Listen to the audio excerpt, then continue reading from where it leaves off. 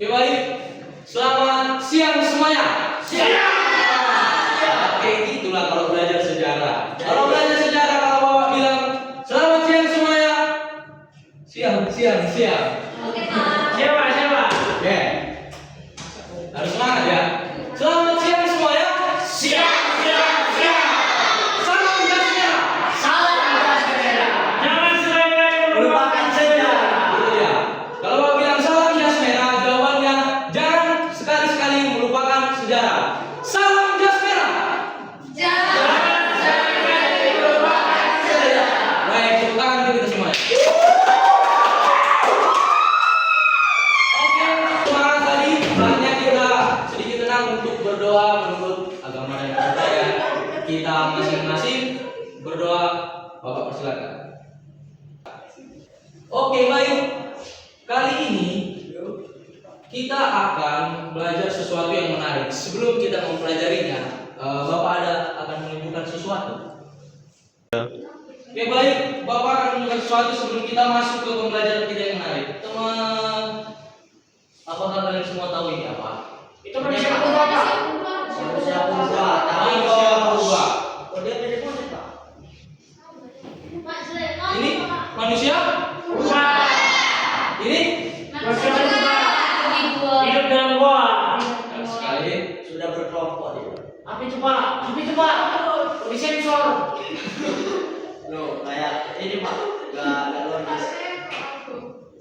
Jadi ini semua merupakan peralatan-peralatan yang dipakai oleh si manusia purba ini pada masa praksara. Masa apa?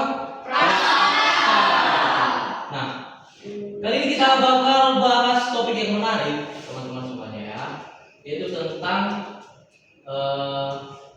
perkembangan budaya manusia purba zaman praksara atau prasejarah di Indonesia. Oke, baik. Untuk video pengantar pembelajaran kita, Bapak sudah kirim ke grup belajar kita ya. Ada di situ dikirim linknya. Ditonton dulu itu. Jangan sampai tidak ditonton karena itu sebagai acuan nanti kita membahas materi ke depannya. Oke? Ditonton dulu lalu nanti kita lanjut pembahasannya. Jadi zaman prasejarah itu merupakan masa sebelum manusia itu mengenal tulisan. Jadi di mana berbagai budaya seperti alat-alat sederhana dan kepercayaan mulai berkembang sebagai dasar peradaban manusia kala itu. Nah, periode ini dibagi menjadi 4. Yang pertama itu ada zaman Paleolitikum, kemudian Mesolitikum, Neolitikum, juga Megalitikum yang nanti akan bersambung ke zaman logam ya. Cuman kali ini kita bakal fokus ke 4 zaman ini. Zaman Paleolitikum, Meso, Neo, dan Megalitikum. Kita bahas satu persatu ya teman-teman semua. Nah, zaman Paleolitikum ini kehidupan manusia purba itu hidupnya nomaden dengan cara berpindah-pindah. Jadi mereka ini membuat alat berupa batu yang masih kasar itu. Hasilnya ini seperti ini. Pada gambar ini ada gambar kapak perimbas. Ini merupakan contoh dari hasil kebudayaan zaman Paleolitikum. Nah, mereka juga memiliki mata pencarian seperti berburu juga meramu. Mereka juga tinggal di gua-gua sederhana atau alam terbuka. Jadi hidupnya masih nomaden atau berpindah-pindah. Lanjut, zaman Mesolitikum, zaman yang kedua. Zaman yang kedua ini manusia purba mulai hidup semi menetap. Biasanya tinggal di gua seperti gambar yang tadi itu yang sudah Bapak tampilkan ya. Mereka tinggal di gua. Nah, mereka menggunakan alat batu yang lebih halus. Nah, kalau zaman Paleo tadi kan dia masih kasar ya. Masih kasar, ini sudah mulai diperhalus alatnya. Hasilnya yaitu kapak Sumatera dan pelapis kecil. Mereka juga mulai memanfaatkan alat berupa tulang-tulang hewan untuk berburu dan kebutuhan sehari-hari. Nah, pada zaman ini juga mereka mulai mengenal yang namanya bercocok tanam. Jadi tidak lagi hanya contoh tulang-tulang hewan, dia juga batu-batu yang dihasilkan pada kebudayaan Mesolitikum. Ya, lanjut. Nah, zaman yang ketiga yaitu zaman Neolitikum. Di sini manusia purba itu sudah mulai hidup menetap, mulai membangun permukiman. Alat yang mereka gunakan itu berupa batu yang diasah halus, lebih halus daripada zaman Mesolitikum tadi. Nah, hasilnya yaitu kapak persegi, kapak lonjong. Ini ada contohnya. Nih. Merupakan contoh hasil kebudayaan zaman Neolitikum. Mereka mulai membuat gerabah, anyaman, dan juga perhiasan. Mereka mulai mengenal yang namanya perhiasan atau anyaman-anyaman ya. Mata pencarian utama mereka itu bertani juga berternak. Oh ya sorry, sebelumnya pada zaman ini kepercayaan mulai berkembang, yaitu kepercayaan animisme dan dinamisme. Menyembah roh nenek moyang, benar sekali. Lanjut pada zaman yang keempat, zaman Megalitikum. Nah, zaman ini manusia purba membangun bangunan besar dari batu untuk kepercayaan. Nah, mulai berkembang tuh kepercayaan dinamisme dan animisme tadi.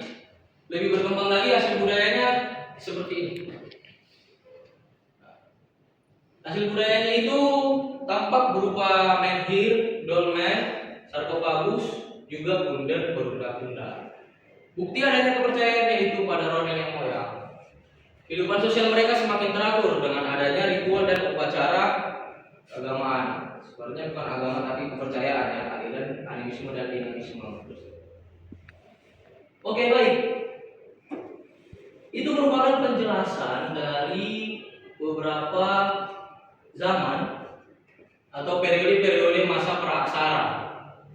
Kali ini kita bakal bahas satu persatu mengenai manusia purba di Indonesia. Jadi setelah kita mempelajari ini, Bapak akan membagi kelompoknya ya, bagi kelompok. Kelompoknya akan melakukan presentasi secara lisan. Tidak usah panjang-panjang, sekitar 1-2 menit saja. Nanti bakal Bapak kasih per masing-masing kelompok itu tugasnya apa aja. Oke, sebentar.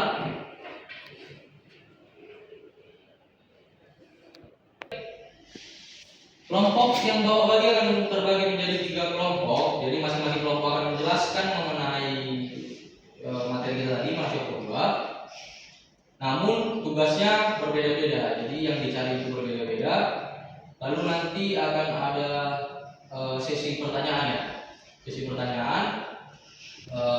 Satu pertanyaan saja untuk masing-masing kelompok begitu. Jadi kelompok yang pertama itu langsung saja Bapak pilihkan. Yang pertama itu ada Mona, ada Siti, lalu ada Reinter ya.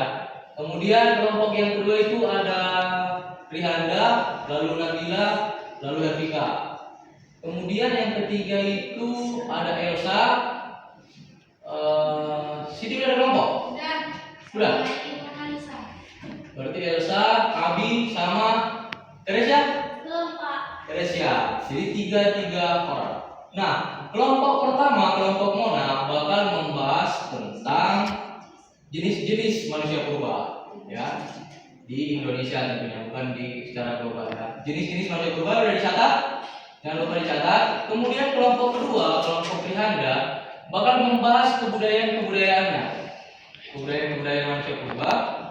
Kemudian kelompok 3, yaitu kelompok Elsa, bakal membahas tentang pengertian dari secara keseluruhan apa itu masa praaksara atau masa prasejarah gitu.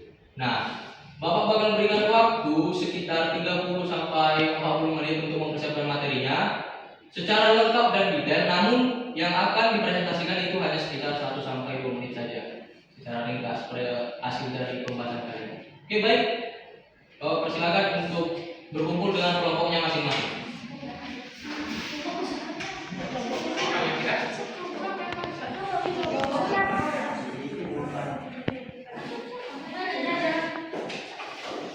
Elsa, Teresia, juga Abi. Kelompok 3.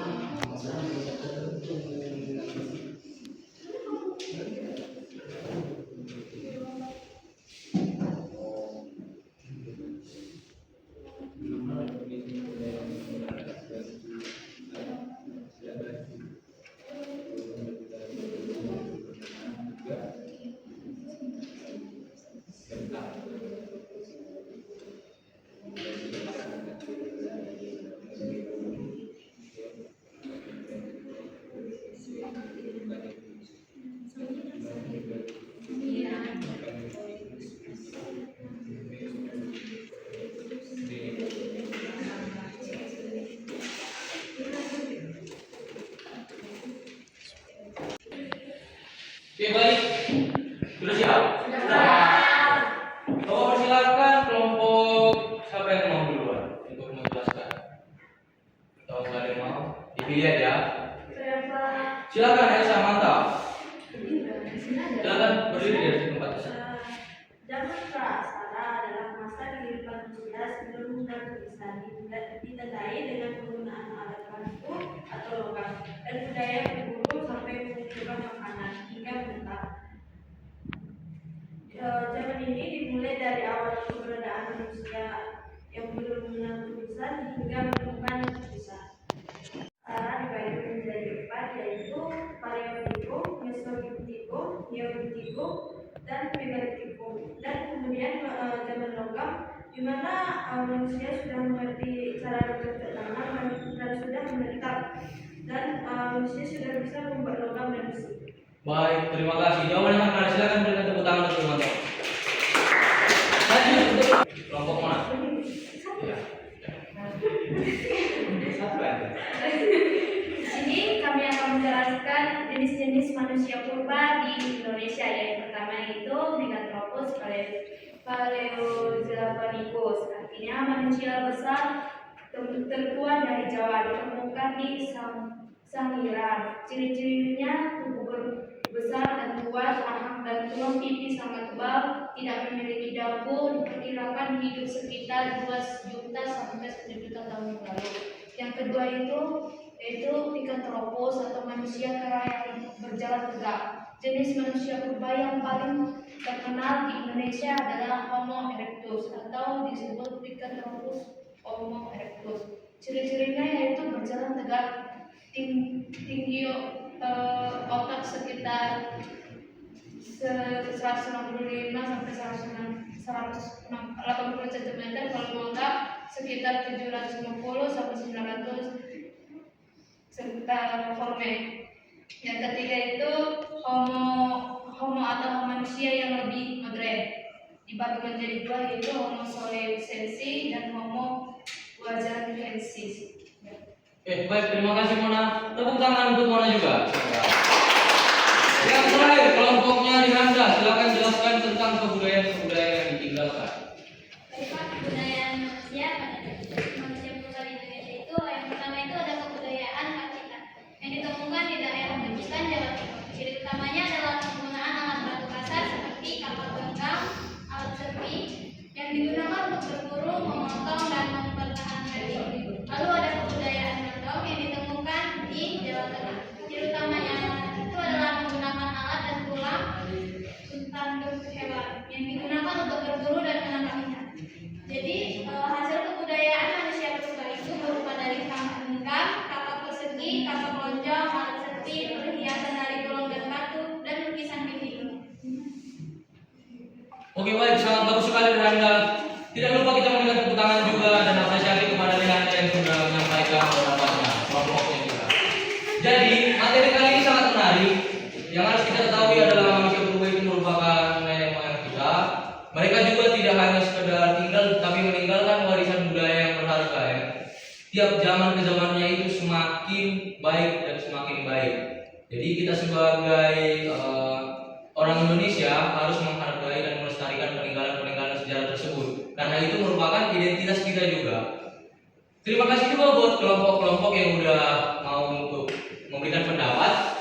Presentasinya sangat bagus sekali, sangat luas sekali, dan sangat kritis sekali. Jadi, apakah pelajaran kali ini menarik bagi kalian? Sangat menarik. Baik, terima kasih. Jadi masih ada yang kurang jelas yang ingin dijelaskan? Tidak. Sudah cukup, berarti saya rasa sudah cukup. Nah, tidak lupa Bapak memberikan tugas kepada kalian. Tugas kalian adalah mencari informasi apakah di daerah kalian itu ada situs-situs yang berhubungan dengan manusia purba atau peninggalan manusia purba pada periode masa praksara. Jadi jangan lupa dikerjakan, dikumpul minggu depan. Baik, terima kasih. Mungkin itu saja materi yang bisa Bapak sampaikan. Terima kasih juga buat teman-teman yang sudah mau berpartisipasi dengan pendapat. Nah, untuk menutupnya kita tutup dengan doa. Kita satu dalam doa menurut kepercayaan agama kita masing-masing. Berdoa dimulai. Baik, doa selesai. Terima kasih semuanya. Bapak pamit undur diri. Bye bye.